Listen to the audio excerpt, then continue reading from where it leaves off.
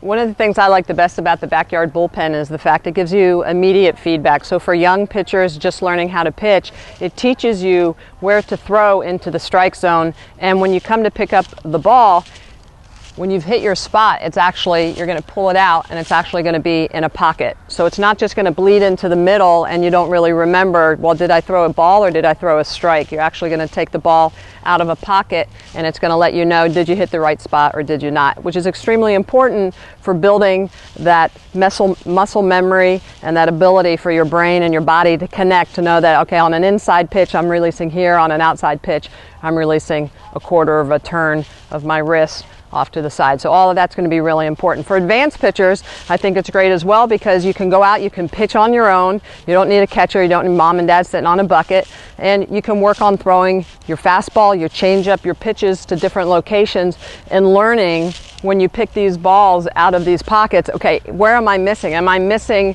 or bleeding my pitches in the proper area so that they're not coming back into this sweet part of the zone? That's probably one of the most important things for me, is that as a pitcher, we always want to make sure we're attacking the fringes of the strike zone, never allowing that ball to bleed back into the middle, because obviously those are the ones that are sweet and they get hit. So that's the thing I like the most about this, is that it's immediate feedback. It gives you the opportunity to learn, not just throw vaguely to a target and not really remember 15 pitches later whether or not you threw a ball or a strike. So it gives you great feedback and it challenges you, and whenever you're challenged, that's when you find out how good you can be. Another aspect of the backyard bullpen that I think is extremely important is the fact that it also has a radar component. So you're going to be throwing your fastball or your movement pitches at a velocity at which you want to throw as hard as possible and get a good result. And then when you throw your changeup, you know that you want to hit the lower part of the zone, but immediately you get the feedback, am I throwing my changeup at the right speed? Is it too fast? Is it too slow? Those are things that are very important. Typically we want our changeup to be somewhere around 22-25% slower than our harder stuff. And so immediately you can tell if you're throwing the ball at 60 miles an hour, you want to make sure that that changeup is going to be coming in somewhere in the low 40s. So immediately you know if you're throwing your changeup at 48 to 50 miles an hour when your fastball is 60 miles an hour, it could potentially be a little bit too quick. Also, we talked about the fact that these squares are located in the lower part of the zone. You know that if your changeups are a little bit high, easier to read for the hitter, they're going to be able to hit that ball a little bit better. But I love the radar component of it. It also gives you the ability for more advanced pitchers to see the differential in speed between the drop ball, the curve ball, the rise ball. Any pitch lower in the zone is typically going to clock a little bit faster. So don't be surprised if your rise ball, when you throw that, clocks 2 to 3 miles an hour slower. Completely fine. The ironic part of it is that when you're hitting, when a rise ball gets in your eyes, it looks a lot faster than those pitches lower in the zone.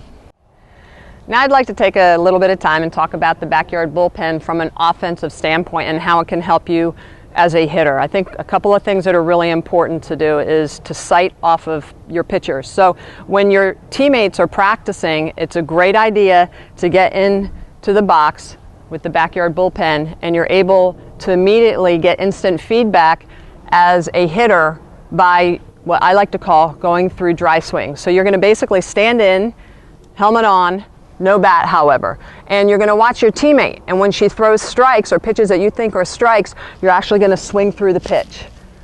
When they're balls, you're going to lay off them. Game situation, just as if you were hitting for real, but again, no bat. Make sure you do have that helmet on.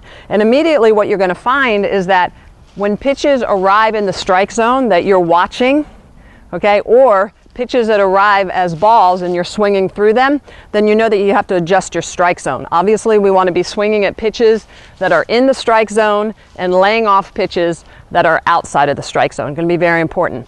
Another thing that I love about the bullpen is the fact that you can use this also in batting practice. For years, I threw batting practice to my teammates, as a coach, to my team, and a lot of times hitters would be hesitant and wouldn't swing at pitches that were actually strikes, and they were determined mentally thinking, no, that pitch is outside, that's not on the corner. Well, now it's immediate feedback when it is hitting in that outside corner that that's a strike. You need to be aggressive and you need to go get that ball. So it teaches hitters the strike zone as much as it teaches pitchers how to throw to that strike zone. Extremely important, because you can have the best swing in the world, and if you swing at balls, you're going to have a hard time hitting.